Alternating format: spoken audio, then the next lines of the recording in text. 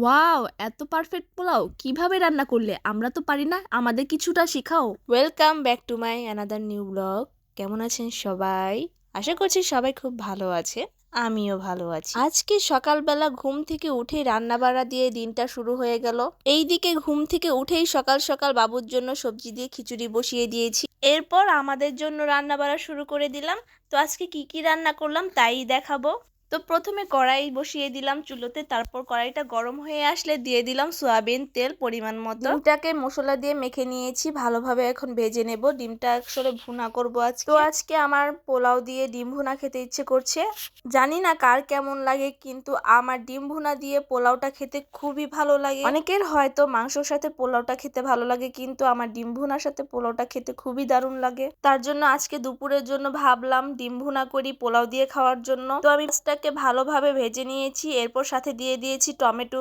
আমি মাংস, মাছ বা ডিম রান্না করলে টমেটোটা দেওয়ার চেষ্টা করি। আর দিয়ে দিয়েছি পরিমাণ মতো হলুদের গুঁড়ো, মরিচের গুঁড়ো, আর দিয়ে দিয়েছি সামান্য পরিমাণে জিরে গুঁড়ো।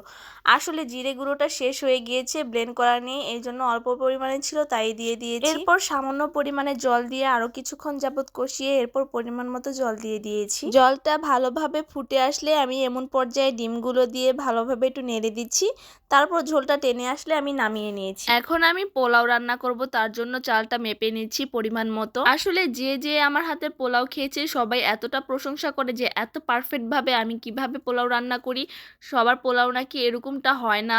তো আমারটা এতটা পারফেক্ট কিভাবে হয় অনেকেই পছন্দ করে, আবার অনেকেই বলে আমাকে একটু শিখিয়ে দাও না কিভাবে রান্না করো। আসলে আমি সবার মতোই রান্না করি, কিন্তু একটু ডিফারেন্স আছে অবশ্যই। আমি একটু বাবুর্চি স্টাইলে রান্না করার চেষ্টা করি, কিন্তু আমার পোলাওটা খুবই পারফেক্ট হয়, কখনো মানে যাও হয়ে যায় না, খুবই ভালো হয়।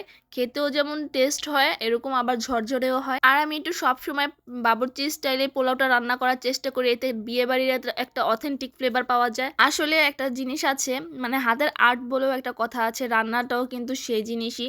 সবার হাতের সব জিনিস ভালো হয় না, আবার অনেকের হাতের অনেকটাই ভালো হয়। যেমন আমার হাতের পোলাওটা ভালো হয়, আবার দেখা যায় আরেকটা বা অন্য জিনিস আছে সেই জিনিসটা আবার আমার হাতে ভালো হয় না, আমার মার হাতে ভালো হয় বেশি। মানে এক এক রকমের রান্না এক একজনের হাতে কিন্তু সব থেকে বেশি ভালো হয়, সবার হাতে আবার এক রকমের রান্না ভালো হবে এরকম কোনো কথা নেই। যাই হোক, সবকিছু দিয়ে আমি এরপর কাঁচামরিচ দিয়ে দিচ্ছি। কাঁচামরিচটা আমি একটু ভেঙে দিচ্ছি। কাঁচামরিচটা ভেঙে দিলে এর ভিতরে একটা ঝাঁঝালো ফ্লেভার আছে, সেটা আর কি পোলাওর মধ্যে যাবে, খেতেও খুব ভালো লাগবে। তো যাই হোক, আমি একটু গুঁড়া দুধও দিয়ে দিব, আর পরিমাণ মতো দিয়ে দিচ্ছি লবণ। লবণটা একবারে বেশি না দিয়ে একটু পরপর টেস্ট করে তারপর লবণ দেওয়া উচিত, কারণ একবারে যদি লবণ বেশি হয়ে যায় সেক্ষেত্রে কিন্তু লবণটা আর কমানো সম্ভব না। তো আজকের ভিডিওটি এই পর্যন্তই। ভালো থাকবেন সবাই, অনেক অনেক